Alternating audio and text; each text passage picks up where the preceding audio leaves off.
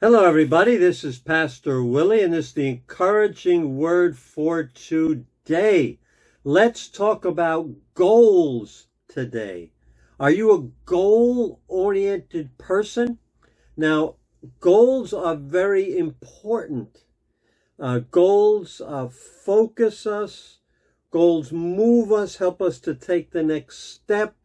Goals motivate us. There are books and videos about the importance of steps, the importance of goals, and I'm not saying anything against those things. I'm one of the most goal-focused persons. I have here my a book that I keep, and I write regularly goals. I get an idea, and this is the goal. This is what I want to accomplish. I write down goals because they motivate us, they move us.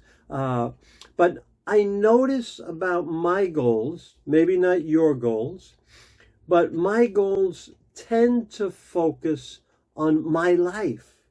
I want to be at a certain level of physical health. I want to be at a certain level of strength. So I go to the gym. I want to have a certain position in my life. I want to accomplish a certain task in my life. I want to have a certain car in my life. I want to have a certain house in my life, a certain level of income. It seems that all of our goals are focused on material things or on positions or on things that are important to us, accomplishments. I want to make the Olympic team. That's not one of my goals because it would be totally unrealistic. But I want to make the Olympic team. So we have goals that seem to be focused on what we want.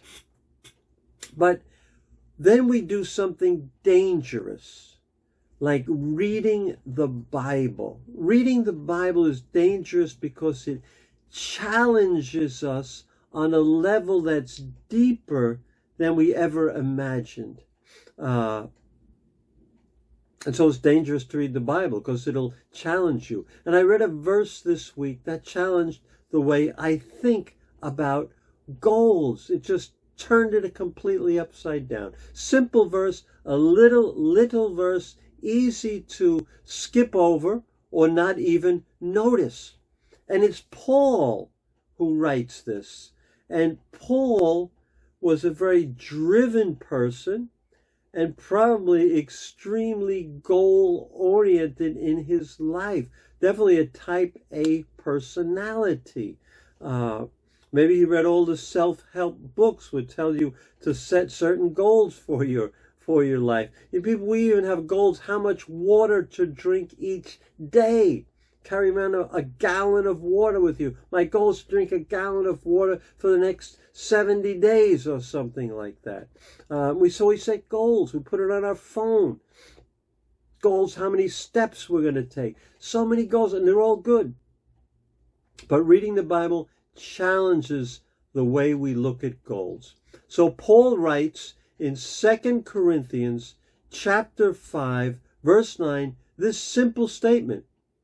So we make it our goal to please him, to please Jesus, whether you're at home in the body or away from it.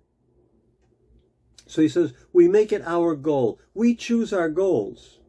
We get to choose our goals. Isn't God amazing how he gives us the ability to choose our goals? We can choose good goals, bad goals. I want to rob 10 banks before I die.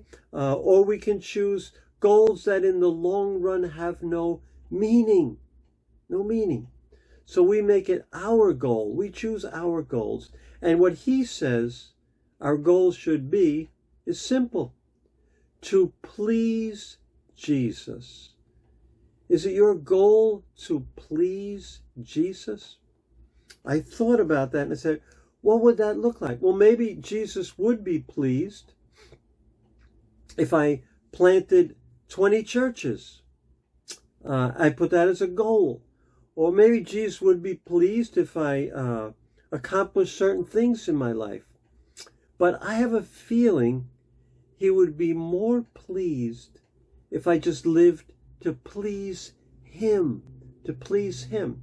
So that to please him would mean that if I don't accomplish one of my goals, I am content with what I have, whether I have a lot or I have a little.